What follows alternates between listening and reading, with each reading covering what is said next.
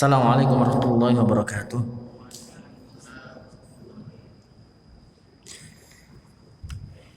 Innal hamdalillah nahmaduhu wa nasta'inuhu wa nastaghfiruhu wa natubu ilaihi wa nastahdihi wa na'udzu billahi min shururi anfusina wa min sayyiati a'malina.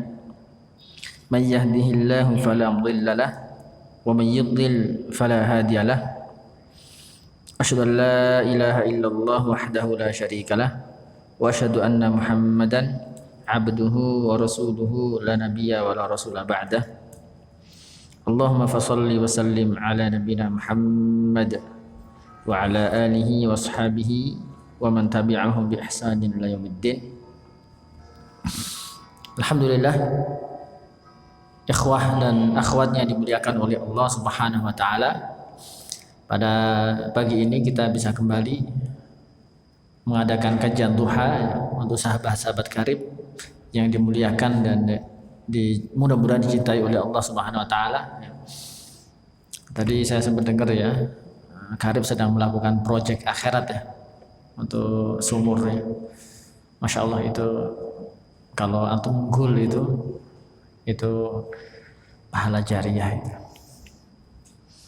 Ya kan?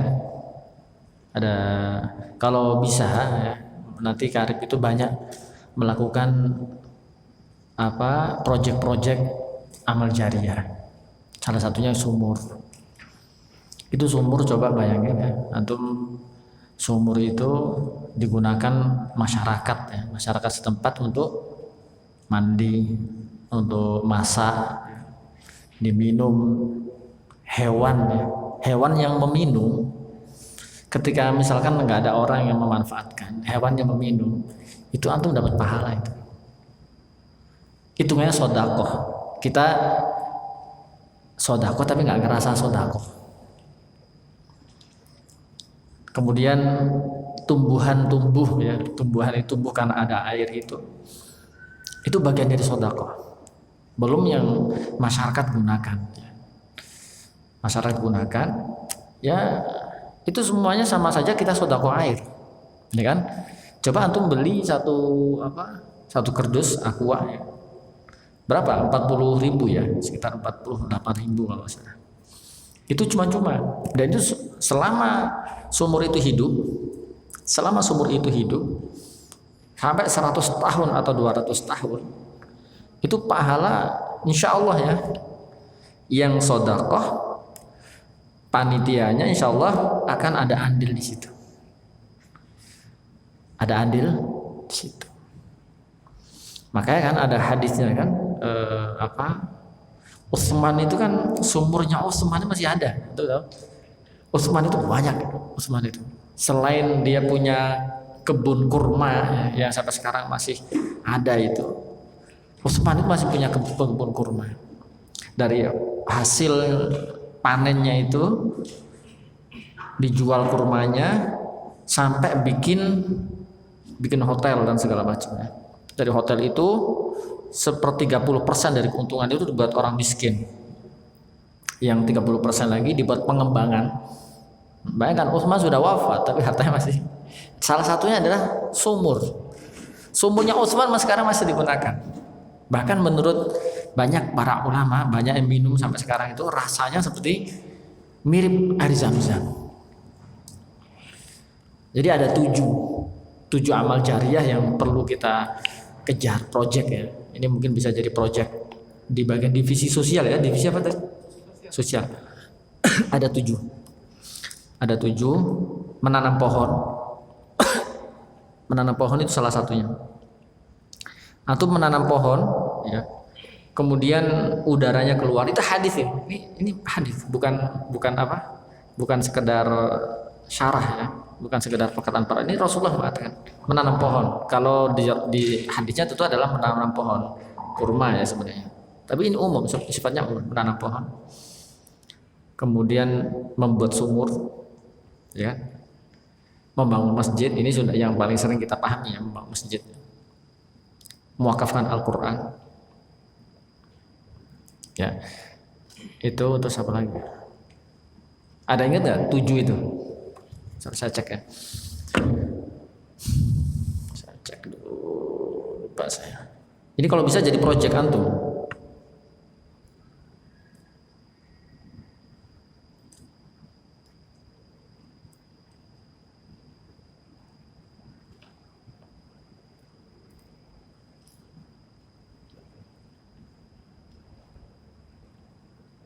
Oh, pertama guru ya, mengajarkan ilmu. Ya.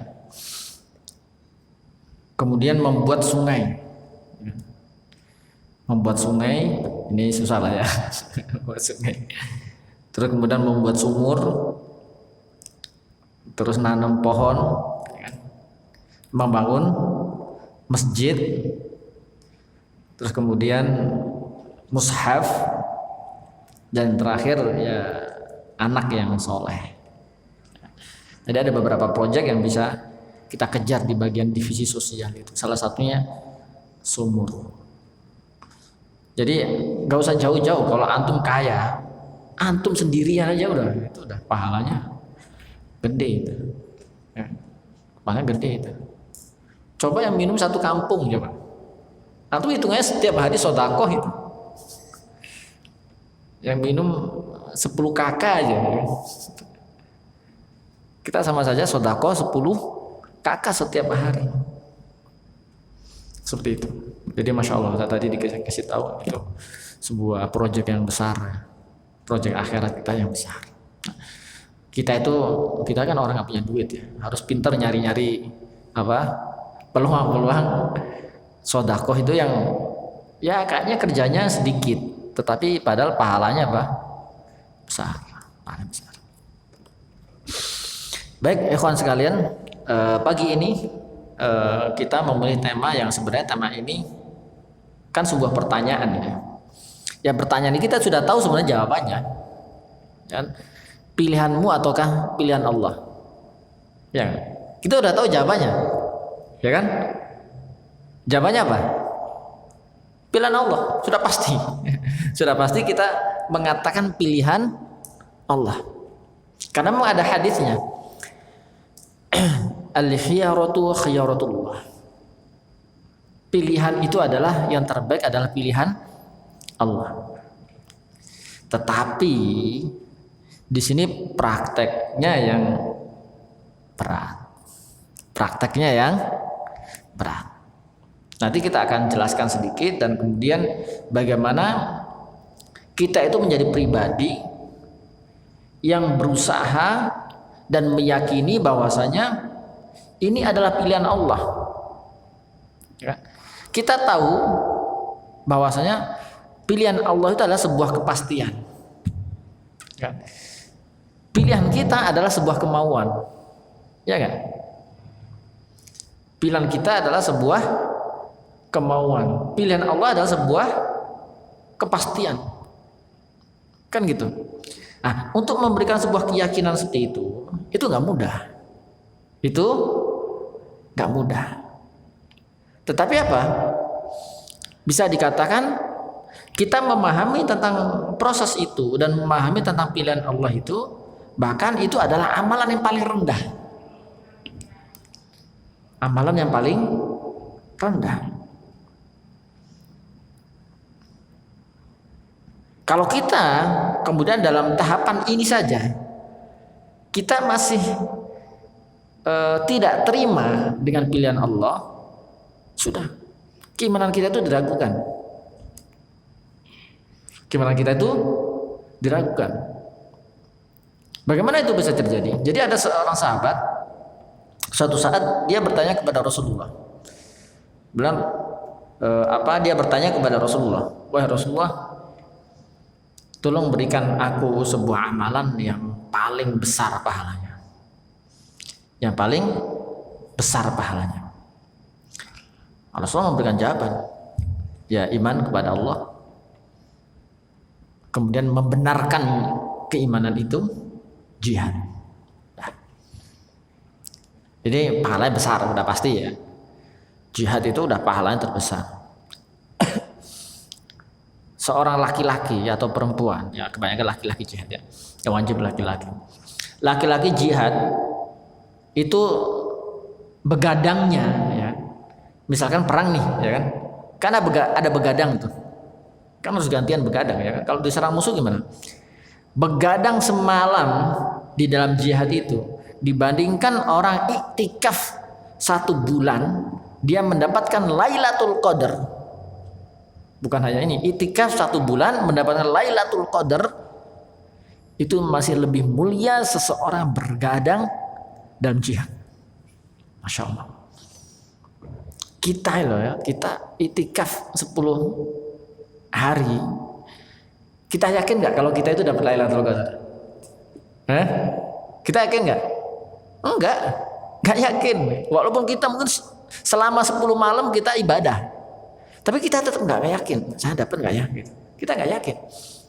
Hadis itu mengatakan seseorang yang itikaf dan diterima ibadahnya dan dia mendapatkan Lailatul Qadar itu masih gak ada apa-apanya dengan orang yang apa? Itu belum berperang itu. Baru apa? Kalau bahasanya cuma jadi satpamnya saja. Jadi yang pahala besar. Kata sahabat ini kemudian apa? Uridu ahwanu min dzalik ya Rasulullah. Saya pingin yang lebih ringan lah Rasulullah, yang lebih ringan. Kenapa? Itu berat itu. Saya sering diceritain sama kawan-kawan yang dia melakukan perjalanan ke Palestina ya. Kan dulu sering ya kawan-kawan yang dia umroh sekaligus satu paket sama ke Palestina gitu. Itu rata-rata komentarnya semuanya sama. Jadi ketika di Masjidil Aqsa itu rata-rata komentarnya sama. Jadi ketika ibadah itu mereka nggak khusyuk karena sering mendengar apa suara bom. Itu baru mendengar suara bom. Itu sudah ibadah nggak khusyuk, kita ketakutan. Kenapa? Kita memang hidup di sebuah negara yang alhamdulillah Allah berikan apa? Keselamatan dan keamanan. Kita belum pernah merasakan apa? Kegentingan dan peperangan. Dan tetapi kondisi itu menjadikan kita apa? Ketika ada kondisi yang berat, kita pasti gampang apa? Takut gitu. Jadi bukan berarti saya nakut-nakuti ya. Kita kan semangat jihad itu harus ada gitu. Tapi kemudian cemen, nggak mungkin antum berani jihad kan gitu. Basic jihadnya kita nggak punya gitu. Bela diri aja nggak punya. Kita dengar mercon aja udah kagetnya jantung kayak mau copot gitu. Itu gambarannya. Sahabat ini mengatakan terlalu berat. Iman kemudian membenarkannya dan jihad terlalu berat. Rasulullah, saya lebih ringan. Yang lebih ringan dari itu ya Rasulullah. Saya nggak mampu. Akhirnya kemudian Rasulullah memberikan amalan terbaik urutan kedua di tangga yang kedua. Kemudian apa? Rasulullah memberikan sebuah jawaban, as-samahah was-sabr. As-samahah itu memaafkan, lapang dada, memudahkan.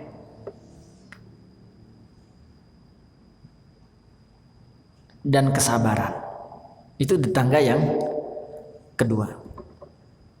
Jadi kita itu kena musibah atau disakiti orang, ya udah kita cuek aja, udah nggak usah ambil pusing gitu kan. Atau misalkan kita di jalan ya mau tabrakan, yang salah dia nih, udah nggak usah ambil pusing. Samah, itu samah. Udah ngalah gitu. Atau misalkan biasanya kan kalau di jalan gitu ya, apalagi yang suka naik mobil gitu, kadang-kadang kita udah minggir banget nih, si orang yang depannya itu malah semakin tengah, udah ngalah aja lah. Itu namanya samah. Banyak mengalah, itu samah. Salah satunya atau kemudian disamaha itu dalam artian ketika dalam urusan administrasi, kita sebagai orang yang memiliki administrasi, kita banyak memudahkan orang, itu samaha. Samaha. Atau misalkan dalam urusan bisnis ya, orang punya hutang, orang apa, udahlah, biarin aja lah. Misalkan jantung tipunya dia bayarinnya utang nih, saya utang dong. Insya Allah saya sudah gajian, saya bayar. Pas gajian Seharusnya kan nggak perlu diingatkan, karena jatuh temponya itu apa? Ketika gajian. Kita udah nggak apa-apa lah. Pas waktu gajian kita udah harap-harap nih, ya kan? Harap-harap dia bakal bayar, tapi dia nggak bayar. Udah nggak apa-apa. Itu namanya samahah. Itu namanya apa? Samahah. Terus kemudian, oh, maaf ya saya nggak bisa bayar.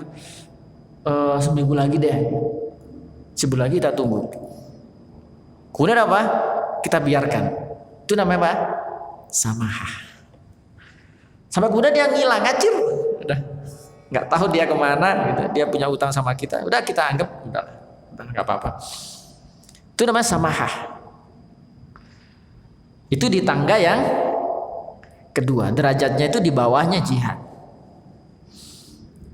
Orang tadi mengatakan nggak sanggup bisa Rasulullah. Bisa nggak ada amalan yang lebih ringan dari itu? Yang lebih ringan dari itu. Kemudian Rasulullah mengatakan dalam sebuah hadisnya itu, la tattahimillah fi syai'in qadallahu lak. Jangan engkau menuduh Allah terhadap apa yang telah Allah tetapkan kepada engkau. Artinya apa? Ini adalah sebuah keimanan yang paling rendah, paling mudah. Makanya apa? Pembahasan kita, tema kita sebenarnya pada pagi ini, pada duha ini adalah semua tema yang bisa dikatakan sebuah keimanan yang batas minimal seorang muslim. Batas minimal seorang muslim itu harus punya itu. Ya enggak? Iya. Antum sudah hafal semuanya. Rukun iman ada berapa? Nah, pertama apa? Iman kepada Allah. Kedua, iman kepada Rasulullah atau kitab lah ya, kitab. Ketiga, iman kepada Rasulullah.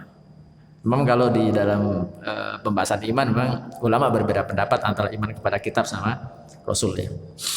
Kemudian selanjutnya iman kepada malaikat, ya kan? Kemudian iman kepada hari akhir. Terakhir apa?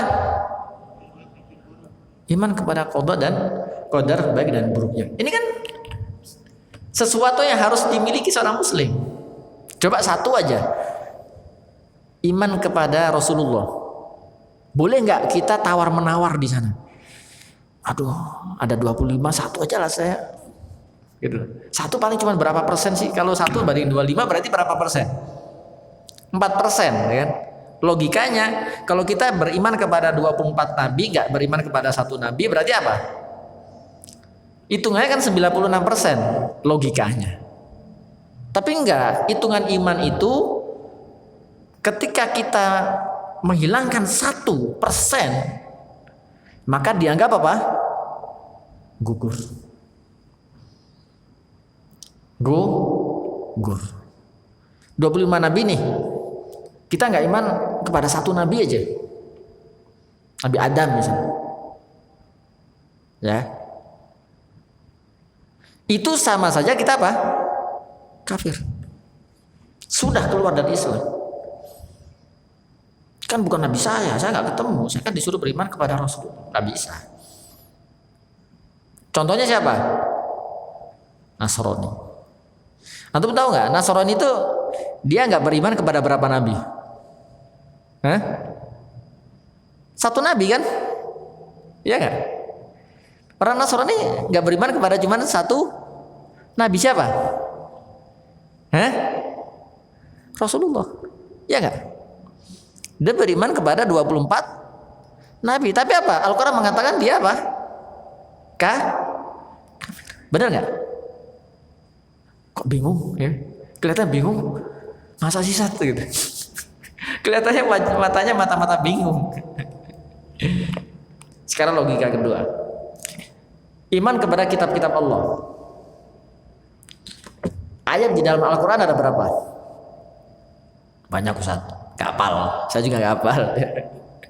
Ayatnya banyak, pokoknya ribuan. Coba antum gak percaya satu ayat aja.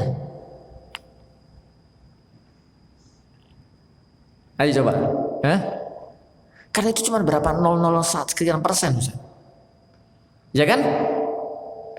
Dulu yang rame tahun berapa dulu? Gara-gara, ya kan?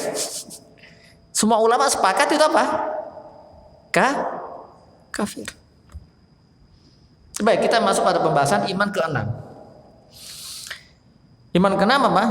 Iman kepada qada dan qadar, ketentuan Allah, baik dan buruknya. Artinya, ketika di sini kita tidak terima dengan apa? Keputusan Allah, keimanan kita dipertanyakan. Jadi pembahasan kita ini adalah sebenarnya pembahasan yang sangat dasar, sebuah keimanan yang sangat dasar, yang wajib dimiliki oleh siapapun. Tetapi untuk menanamkannya, kemudian untuk memupuknya, kemudian kita menjaganya agar kita tetap berhusnudzon, berprasangka baik kepada Allah, itu yang perlu kita pelajari. Gak mudah, ini gak mudah. Gak mudah. Kita bisa ngomong kayak gini karena kita mungkin sekarang sedang gak ada masalah. Coba pas kita dapat masalah. Ya gak? Ya gak? Coba kita sedang dapat masalah. Ya Allah, berat banget ya Allah, ujian ini. Sanggup gak ini? Berapa lama ini? Gitu. Setiap orang ujiannya beda-beda, nggak bisa disamakan. Saya tuh punya teman, dulu pas waktu masih kuliah, dia itu hampir seluruh barangnya itu setiap berapa bulan itu hilang. Setiap bulan itu ada aja hilang. HP-nya hilang. Jarak berapa lama tasnya hilang. Jarak berapa lama dompetnya hilang. Jarak berapa lama dia baru nikah motornya hilang. Saya tuh bayangnya tuh, kayak nggak sanggup sih, nggak sanggup gitu kalau kayak dia. Tapi dia menikmati aja gitu. Atau sekarang ya, saya melihat membayangkan ada kawan yang sudah akrab di masjid gitu, sudah 20 tahun, 15 tahun belum punya anak. Saya bayangin aja udah, kayaknya saya nggak sanggup gitu. Saya baru bayangin aja udah kayak nggak sanggup, ya kan? Atau misalkan kita lihat kawan kita ya, udah 35 tahun belum ketemu jodohnya. Emang dia mau ya belum ketemu jodohnya? Ya kan? Itu jangan dibully. Biasanya kita bully, dia sih kriteria terlalu tinggi. Ya memang sama Allah ditentukan dia belum mendapatkan rezekinya. Terlepas dengan ada kemungkinan sebab-sebab yang lain, ya kan? Tetapi kan kita nggak bisa memaksakan itu, karena itu adalah ketentuan dari Allah. Ya, kita sudah tahu ya, rezeki, jodoh itu adalah rezeki dari Allah. Kita nyari keliling dunia untuk mencari istri atau suami, ya, kalau belum ketemu ya nggak bakal dapat. Jodohnya di sini misalkan ya, jodohnya di samping sini. Nah, ketika dapat masalah itulah yang kemudian kita menjadi sangat-sangat berat itu di situ. Dan seringnya memang ini adalah tuntutan Allah, dan itu kita harus meyakini. Kita menginginkan sesuatu ya, sesuatu A, kita berdoa kepada Allah ya. Ya. Sampai tengah malam kita nangis berjam-jam, kita ingin mendapatkan A itu entah itu barang, entah itu jodoh ya, entah itu apa, entah itu pekerjaan. Nangis kita. Itu yang kita mau. Tapi kalau menurut Allah itu malah menjadi sangat buruk bagi kita. Dikabulkan nggak sama Allah? Enggak. Ini buruk sekali. Ini buruk sekali kalau seandainya orang tersebut mendapatkannya.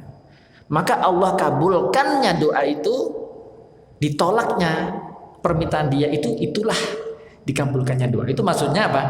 Ud'uuni astajib lakum. Berdoalah kepadaku, aku akan mengabulkan kepada engkau. Jadi contoh sederhana ya. Saya punya anak. Kemarin sempat ngerengek-rengek gara-gara lihat tetangga-tetangganya itu pegang HP. Minta kepada saya, "Bi, saya udah lulus ujian nih. Mau minta hadiah." "Oh iya, hadiahnya apa?" "Minta beliin HP." Minta beliin HP, kaget saya kan. Wah, ini anak umur 6 tahun TK. Minta hadiah beliin HP.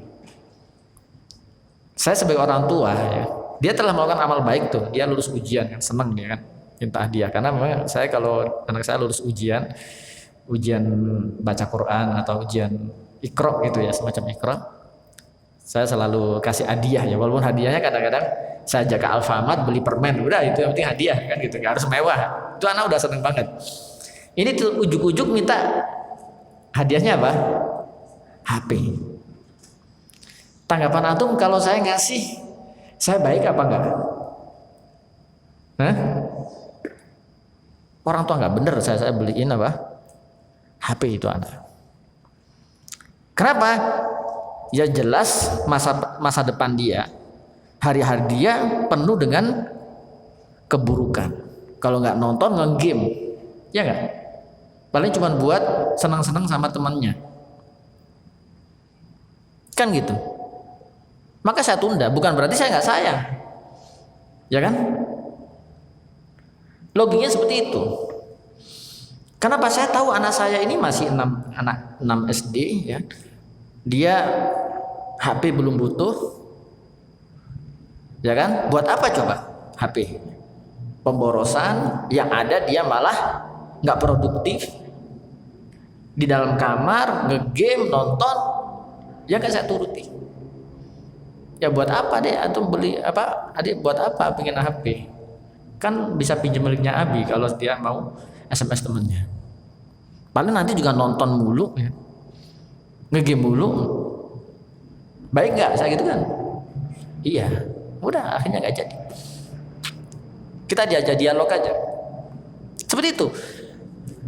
Ketika kita mempunyai pertimbangan menurut kita ini permintaan saya ini adalah permintaan yang terbaik. Kita yakin sekali ini permintaan sudah yang terbaik. Ya Allah, ini permintaan saya ini udah yang terbaik untuk dunia dan akhirat saya. Saya mengatakan seperti itu. Berdoa kepada Allah, ya Allah, dia ini adalah orang yang paling tepat ya. Orang yang paling tepat untuk menjadi imam saya ya, di dunia dan akhirat. Misal ya. Tapi itu kan apa? Pandangan sangat pendek kita sebagai seorang manusia. Allah punya pandangan yang jauh lebih ke depan. Allah punya pandangan yang jauh lebih ke depan, ya kan? Dan itu pasti. Nah, disitulah sering sekali apa yang kita inginkan, apa yang kita berdoa kepada Allah, terkesannya meleset. Terkesannya apa? Meleset. Terkesannya apa? Meleset. Bagaimana kemudian kita memainkan itu? Atau kadang-kadang memang tidak meleset, tetapi waktunya Allah terkesan menunda. Contoh nih, anak saya nih dia pengen HP, ya kan?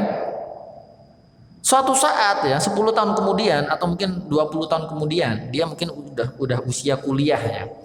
Anggap aja 20 tahun dia kuliah. 15 tahun kemudian dia minta HP ya, mau kuliah. Dia mintanya kecil ya. Kadang-kadang kuliah dia nggak minta. Tapi dia butuh. Kira-kira saya sebagai ayah mungkin tidak membelikan dia. Enggak. Dia nggak minta pun saya tahu nih anak butuh HP. Saya beliin, deh ini buat kamu kuliah, memang sudah butuh. Kan gitu. Ya kan?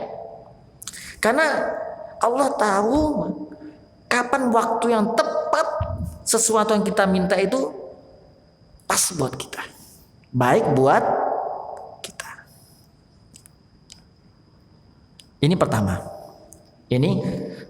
Dan kisah itu sangat banyak sekali. Antum tahu Suraqah bin Malik?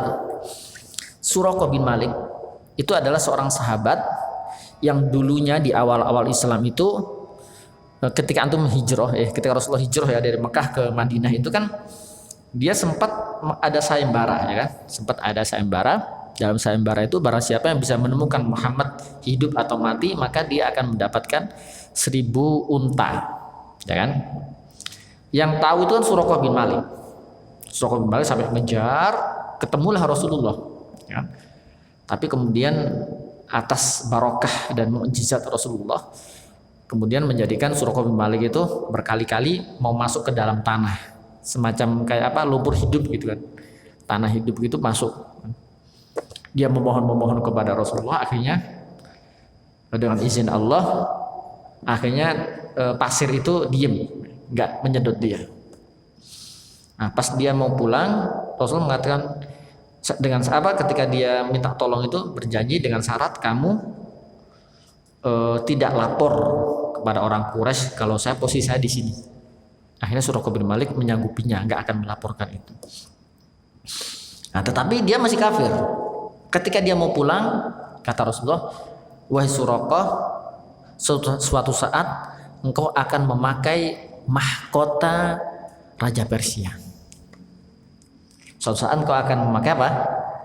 Mahkota Raja Persia. Ini yang ngomong siapa? Rasulullah. Pasti dikabulkan nggak? Pasti. Tapi kapannya nggak tahu. Kalau logikanya kalau Rasulullah ngomong pasti apa? Pasti akan dikabulkan. Atau tahu kapan dikabulkannya?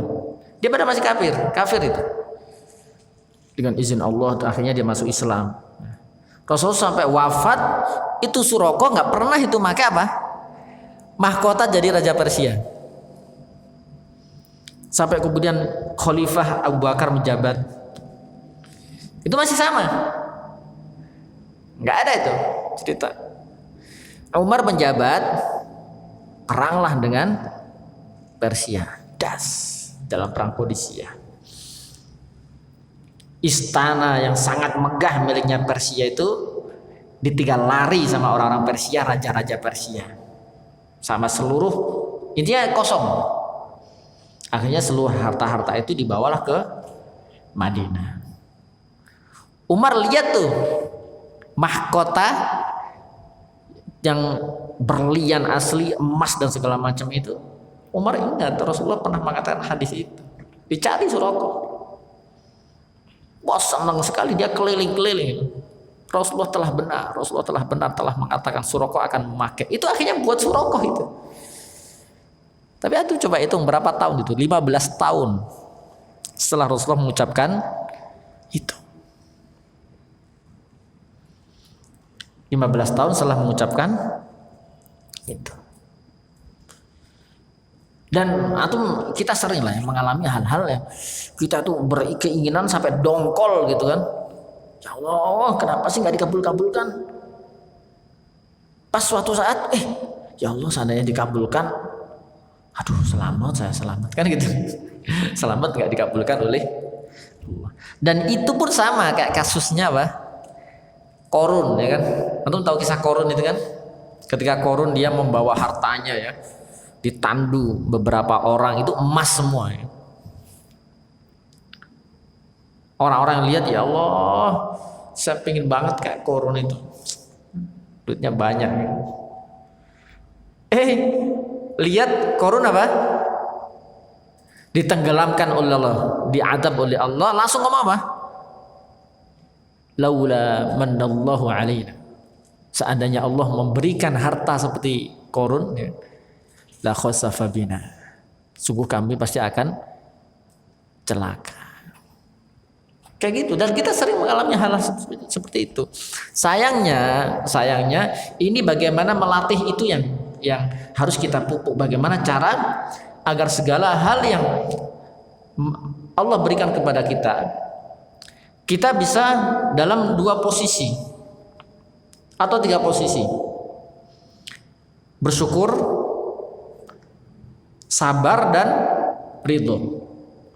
Jangan sampai posisi yang keempat, ini yang bahaya. Posisi marah, tidak terima. Ada 4 posisi dalam sebuah menerima ketentuan Allah itu. Pertama apa? Bersyukur, ya kan? Bersabar, ridho. Dan kemudian yang keempat apa? Marah dan tidak terima. Marah dan tidak terima. Bagaimana kemudian kita menyikapi itu?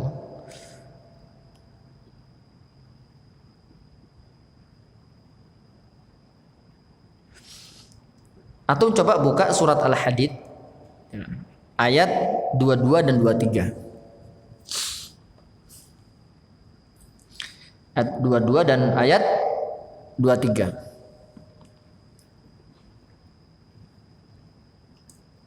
Coba untuk baca artinya, ada yang baca?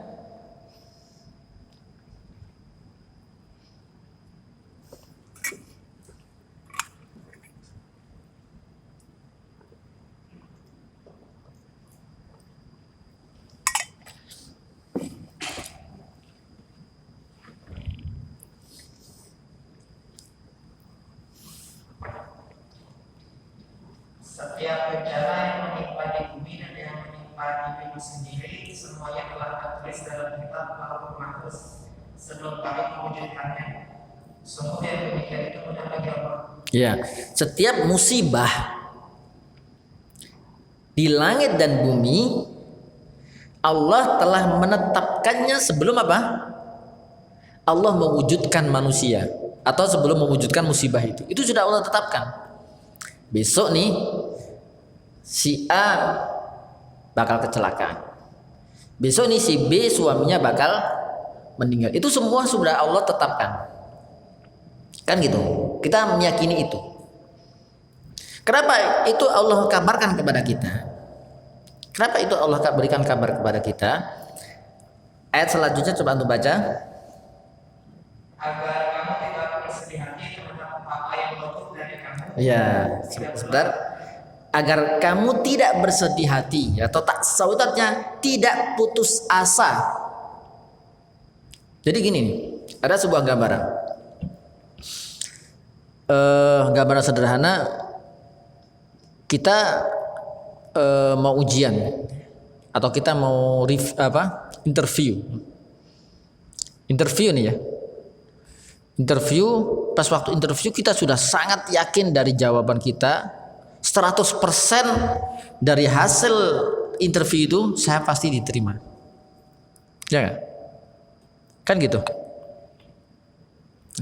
Kalau kita tidak meyakini adanya bahwasanya segala sesuatu telah ditentukan Allah, kita nggak meyakini itu nggak ada, kita sampaikan dulu. Terus kemudian hasilnya kita tidak diterima. Coba bayangkan. Itu akan menjadikan orang putus asa dan bersedih yang berlebihan. Kenapa? Dia tidak membaca ayat sebelumnya. Ayat sebelumnya apa? Segala sesuatu, segala musibah itu telah Allah tentukan. Nah, kalau kita meyakini itu, jadi sebelum ujian kita sudah meyakini, itu saya diterima sama enggak sudah Allah tentukan. Dan kita meyakini bahwasanya dari hasil interview 100% saya diterima. Tetapi kita memahami sebuah takdir Allah. Bahwasanya apa? Saya kerja di tempat sini itu adalah ketentuan dari Allah. Nah, ketika kita mendengar pengumumannya kita tidak diterima. Bagaimana kondisinya dengan memahami seperti itu? Sama atau beda? Hah? Sama apa beda? Beda. Sedih ya, ya kan? Sedih ya, tetapi akan menerima, akan ridho. Paham? Paham ya? Ya nggak diterima. Padahal saya sudah yakin diterima 100%. Ya belum rezeki lah. Memang rezeki saya bukan di situ. Ya nggak? Iya. Karena kita meyakini bahwasanya itu telah Allah tetapkan. Sekarang kita lanjutkan ayat selanjutnya. Bukan ayat selanjutnya, potongan ayat selanjutnya. Likai la ta'saw 'ala ma fatakum.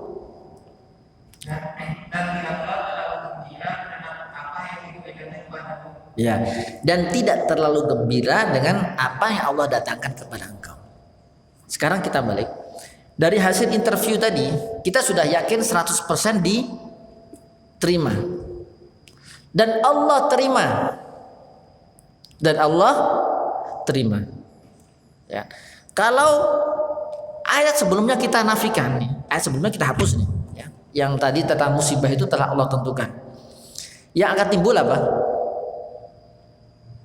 Munculnya apa? Kan itu hasil saya jerih payah saya. Saya belajar semalam suntuk, bermalam-malam, sudah sebulan saya belajar itu. Itu berasal apa? Ya memang kerja keras saya. Maka saya diterima. Ya kan? Akan muncul apa? Itu. Tetapi ketika kita meyakini ayat sebelumnya tadi, segala musibah itu adalah telah Allah tentukan, yang muncul apa? Alhamdulillah, Allah telah meluluskan saya dengan sebab saya belajar, dengan sebab kerja keras saya. Sama nggak ucapan yang pertama dengan kedua? Beda. Yang pertama bisa kufur, yang kedua adalah bentuk rasa syukur. Bedanya apa? Tipis bedanya. Atau contoh ya, kita ngumpulin duit buat beli motor. Tidak ngumpulin bertahun-tahun nggak kumpul-kumpul untuk beli motor itu. Ya kan? Kalau kita tidak meyakini ayat pertama tadi yang sebelumnya, munculnya apa? Aduh. Kenapa saya sudah nabung terus-terusan kok nggak kunjung kumpul untuk buat beli motor, sampai putus asa dan sedih yang berlebihan. Berbeda ketika dia meyakini segala musibah itu bisa berarti sesuatu yang baik, sesuatu yang buruk, kan gitu. Berbeda ketika kita meyakini bahwasanya rezeki itu di tangan Allah. Ketika kita ngumpulin nggak kumpul-kumpul, ya memang belum rezekinya, gimana lah. Ya kan? Ketika kita beli motor dan kita sudah ngumpulin ya, dan alhamdulillah ya, kita bisa beli motor.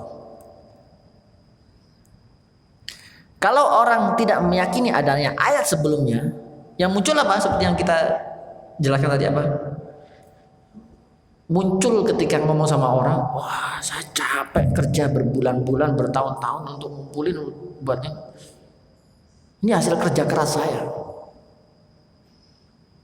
Ucapan ini bisa apa? Kufur. Bisa apa? Kufur. Tetapi kalau dia meyakini ayat sebelumnya, segala musibah itu telah Allah tentukan, apa? Alhamdulillah. Ya. Allah akhirnya memberi saya rezeki motor. Dengan sebab saya bekerja dan nabung. Beda kan? Beda. Ini harus kita pahami di situ. Ini harus kita pahami di situ. Sampai ikhwah sekalian, nanti, tapi memang kita di dunia, saya juga takut ya. Saya juga nggak bayangin. Cuman ini nanti semua orang nanti di hari kiamat itu orang-orang yang sehat, orang-orang yang sehat. Di hari kiamat itu nanti akan berandai-andai. Kita ini sehat ya, alhamdulillah Allah berikan fisik sempurna. Dan alhamdulillah kita jarang sakit. Nanti orang-orang sehat itu akan berandai-andai, ya Allah, gimana seandainya saya di dunia, antum tahu apa? Tubuh saya itu dirobek oleh gergaji. Kenapa? Karena melihat begitu besarnya pahala yang didapatkan orang-orang yang sakit. Dan dia bersabar dengan sakit itu. Dia menerima dengan sakit itu, pahalanya besar sekali. Sampai iri. Itu ada hadisnya itu. Sampai orang sehat kayak kita nih, nanti akan iri. Ya Allah, seandainya saya dulu sering dikasih sakit terus. Sampai seperti itu. Kita nanti akan ngomong seperti itu. Kenapa? Karena pendeknya pengetahuan kita, karena pendeknya cara pandang kita, karena sempitnya pandang kita dalam memikirkan sesuatu. Itulah namanya apa? Al-khairu khiyaratullah. Pilihan itu adalah yang terbaik, pilihan Allah.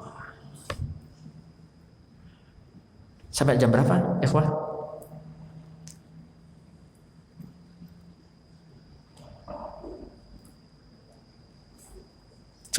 Ya. Baik, kita akan sedikit lanjutkan. Salah satu cara terbaik kita melatih untuk memiliki jiwa seperti itu. Ini dilatih. Dan saya pun masih belajar. Munculnya rasa marah itu pun sesuatu yang wajar. Munculnya rasa sedih yang luar biasa itu adalah sebuah kewajaran. Umar saja marah. Umar aja marah. Antum tahu ketika perjanjian Hudaybiyah. Itu kan kesannya, perjanjian Hudaybiyah itu kesannya itu kan merugikan umat Islam. Kalah telak umat Islam itu. Akhirnya dibuat perjanjian yang intinya merugikan umat Islam. Itu Umar marah sekali itu. Sampai datang kepada Rasulullah. Rasulullah, kita benar, ngapain kita ngalah? Kan gitu. Berkali-kali nggak terima datang ke Abu Bakar. Abu Bakar, kita kan benar, ngapain kita ngalah? Pengennya perang pokoknya gitu. Itu aja Umar kayak gitu.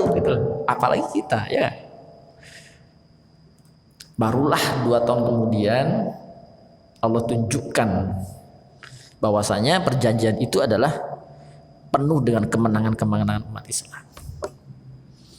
Jadi bagaimana? Tadi ada 4. Kalau memang Allah berikan kita musibah berupa kenikmatan, kita pandai bersyukur. Dan kita tahu itu sudah Allah tetapkan kok, ngapain juga kita senang berlebihan. Kita misalkan ya, Allah takdirkan memiliki fisik yang sempurna. Yang laki-laki cakep, yang perempuan cantik. Dia bangga berlebihan. Ngapain berlebihan? Oh, itu sudah Allah tetapkan. Terlahir jadi orang kaya. Ngapain dia senang berlebihan? Oh, itu memang sudah Allah tetapkan. Allah mudahkan ya kerja dan segala macam. Nggak perlu kita bangga-banggakan. Oh, saya lulus gini. Nggak perlu. Oh, itu sudah Allah tetapkan. Oh, Allah sudah kasih, ya nggak? Itu maksudnya. Ketika kita dalam kondisi musibah, mendapat musibah yang sifatnya niqmah, yang sifatnya itu perlu kesabaran dan ridho, itu juga sama. Posisinya bagaimana? Ya posisinya adalah menerima dan ridho. Kalau menerima dan ridho kita masih nggak kuat, posisi yang setelahnya apa? Bersabar. Sabar. Jangan sampai kemudian mulut kita mengucapkan, kenapa Allah membuat saya seperti ini? Kenapa Allah tidak mengabulkan doa saya? Kenapa Allah kemudian seperti ini? Itu nanti takutnya apa? Jatuhnya kepada kekufuran. Maka di sini sebenarnya tadi mau saya bahas ini di awal teman. Sebenarnya tadi maunya prolog ya. Ini prolog, tetapi sekarang kita jelaskan tentang salah satu cara terbaik untuk belajar menerima takdir Allah adalah memahami doa istikharah. Doa istikharah itu bukan identik dengan jodoh. bukan identik dengan jodoh. Segala keputusan yang kita lakukan apapun itu sebenarnya apa? Kita bisa lakukan dengan istikharah. Kalau di antara dua pilihan, walaupun misalkan pilihan itu yang satu nilainya 70%, kita yakin akan mengambil yang satu 30%, istikharah. Yang satu 80%, yang satu 20%, antara ya dan tidak misalkan. Tetap istikharah. Bukan hanya 50 dan 50. Kecuali kalau udah 100%, sudah 100% bulat, kita dengan sholat hajat, agar Allah, bahasanya itu sholat hajat. Memang Rasulullah tidak pernah mengatakan itu sholat hajat, tetapi memang Allah, para ulama memberikan rincian-rincian. Itu namanya adalah sholat meminta sesuatu, apapun itu, baik ada pekerjaan, baik kita memilih barang, ya kan? Bukan hanya soal jodoh, memilih barang pun kita ragu nih, mau beli motor atau kemudian mau kuliah misalkan, itu pun tetap istikharah. Kalau kita sudah terbiasa dengan istikharah, maka apapun yang Allah berikan kita akan gampang menerima. Kata sahabat Ubay bin Ka'ab itu, Rasulullah mengajarkan kami doa istikharah itu seperti mengajarkan surat dari Al-Quran. Artinya apa? Doa istikharah itu maknanya dalam, kemudian juga seperti Al-Quran, kalimat-kalimatnya, pemilihan kalimatnya, dan tentu efeknya juga luar biasa. Atau coba buka di Google ya, di Google banyak ya, doa istikharah. Kita agak percepat sedikit ya.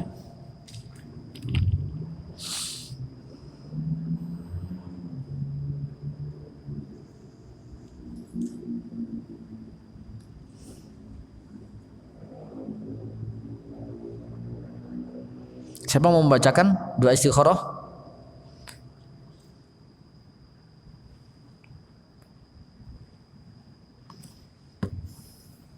Ya. Biar ketahuan ya kan, yang sering istikharah siapa nih? Siapa yang hafal doa istikharah? Enggak hafal. Harus hafal ini doa istikharah. Coba saya mau baca. Ikhwan atau akhwat boleh silakan baca. Kita baca bareng-bareng.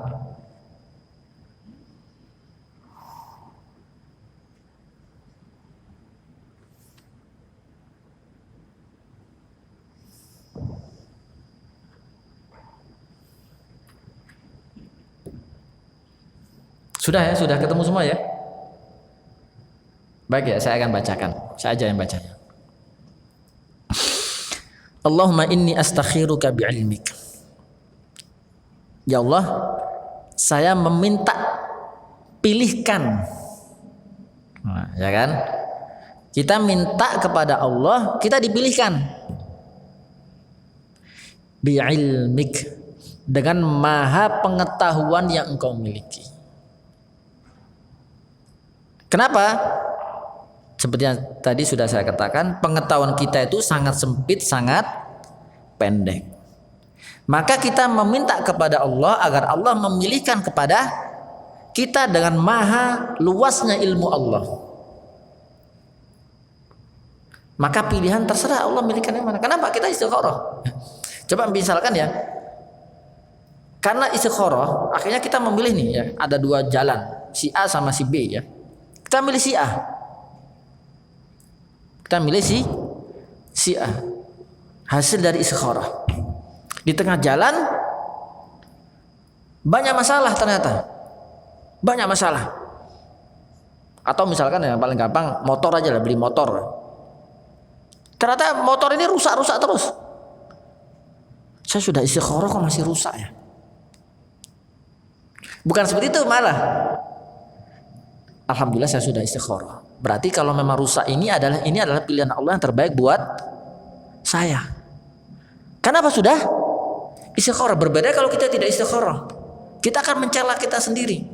Waduh, kenapa ya tadi kenapa dulu saya beli motor ini ya ternyata banyak rusak.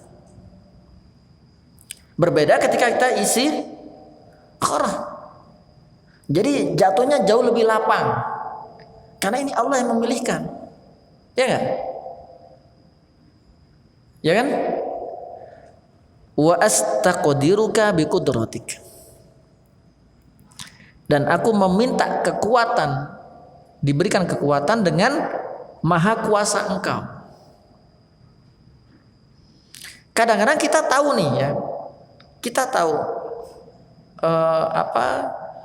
kita tahu A ini baik, tetapi kita tidak punya kemampuan untuk membelinya, ya kan? Ya enggak? Atau sebaliknya, kita punya kemampuan membeli, tapi kita tidak punya pengetahuan mana yang baik. Anggap aja HP lah ya, HP ya saja lah, kita ambil pilihan HP. HP kadang-kadang saya tahu yang paling baik itu di harga 3 juta, itu yang balik adalah merek ini. Tapi kita nggak punya uang 3 juta, misal, ya. Atau sebaliknya, kita punya uang 3 juta, tetapi tidak tahu mana yang terbaik. Maka di sini Rasulullah menggunakan 2 kalimat. Pertama apa? Meminta dipilihkan dengan ilmu Allah, pengetahuan, dan minta diberikan kemampuan dengan apa? Kuasa Allah. Paham nggak? Paham ya? Maka di sini Allah menggunakan 2. Al-alim bi'ilmik dengan ilmu Allah, biqudratik dengan kuasa Allah. Allah Maha Kuasa. Kita lihat kayaknya nggak mungkin nih. Allah kuasa kok karena kita minta dengan kuasa Allah, bukan kuasa kita. Kalau kuasa kita ya terbatas, sangat terbatas sekali. Kemudian wa as'aluka min fadlikal azim. Dan kondisi yang ketiga ini sudah kita nggak punya pengetahuan, nggak punya kekuatan lagi, nggak punya, misalnya gini, kita nggak punya pengetahuan dan nggak punya duit untuk memiliki sesuatu. Nah, ketiga kalimatnya apa? Dan aku meminta kepada Engkau ya Allah min fadlikal azim, yang kekuasaan Engkau, yang karunia Engkau begitu sangat agung. Masya Allah, indah sekali doa ini.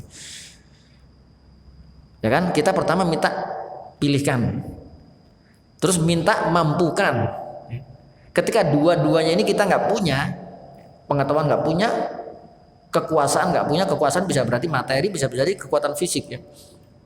Kita minta kepada Allah dengan kuasa Allah, dengan karunia Allah yang sangat agung. Ya kan? Sempurna sekali doa ini. Bahasa kasarnya tuh kita berangkat nggak punya duit, nggak punya pengetahuan, tapi minta yang paling terbaik menurut Allah. Fa innaka taqdir wa la aqdir.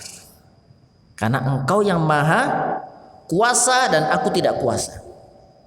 Fa innaka taqdir, sesungguhnya Engkau taqdir, maha kuasa.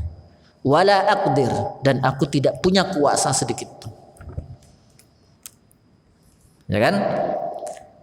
Wa ta'lam wala a'lam, dan Engkau maha mengetahui dan aku tidak mengetahui mana yang baik maupun mana yang buruk bagi kita. Ya kan? Nah, setelah kita memuji Allah, setelah kita memuji dengan pujian yang indah tadi, barulah kita di sini meminta petunjuk kepada Allah. Allahumma in kanat, ya Allah, jika sesuatu pilihan kita itu ta'lam, Engkau mengetahui, khairun li, baik untuk diriku, fi dini. Misalkan kita ngomong masalah motor ya, motor itu baik untuk agamaku. Apakah motor ini menjadikan agamaku semakin baik? Wa ma'ashi, ma'ashi kehidupanku, pekerjaanku lebih baik. Wa akibatu amri. Akibatu amri itu finishingnya itu baik. Kadang-kadang apa? Kadang-kadang kita itu agama baik, ya kan? Kehidupan baik, tetapi kadang-kadang endingnya jelek, ya enggak? Kan gitu. Maka doa ini coba meliputi 3: agama, kehidupan, dunia, dan endingnya. Luar biasa. Atau kita berbicara jodoh ya. Jika jodoh itu si fulan itu baik agamanya, baik untuk agamaku, baik untuk urusan duniaku, dan endingnya juga baik, ya kan? Kalau itu baik apa kata doa ini? Fakdir huli, maka dengan kuasa engkau takdirkan itu menjadi milikku. Dengan takdirmu jadikan itu milikku. Wayassirhu fi amri, dan mudahkan. Kadang-kadang apa? Untuk memiliki itu kadang-kadang apa? Sulit, ya kan? Sulit, prosesnya itu susah sekali. Kadang untuk proses punya motornya susah, prosesnya panjang. Tapi apa? Setelah kita ingin memiliki, kita berdoa agar kita miliki, Allah mudahkan. Atau misalkan jodoh ya, jodoh itu cepat, gampang sekali prosesnya. Dan kadang-kadang proses cepat itu kadang-kadang nggak berkah, kadang-kadang terkesannya apa? Gerusak-gerusuk ya, nanti jadi jelek kan gitu. Belum tentu. Kenapa? Doa ini kita tutup dengan kalimat apa? Summa barik li fihi, maka berkahi. Luar biasa doa istikharah itu. Kemudian wa in kunta ta'lam anna hadzal amr, jika engkau mengetahui perkara ini buruk, jodoh itu jelek ya, atau motor segala macam itu jelek, syarrun li, buruk untuk agamaku, pertama adalah pertimbangan agama, wa ma'ashi, sama tadi untuk kehidupan dunia, dan endingnya jelek, ya kan? Fasrifhu anni wasrifni anhu. Masya Allah, ini luar biasa ya. Fasrifhu anni fasrifhu anni, itu pertama maksudnya adalah jauhkan dia dari diriku. Contoh nih ya, sudah lamaran ya, ternyata nggak jodoh, move onnya susah ya? Susah. Jadi fasrifhu anni itu jauhkan dia dari diriku, ya kan?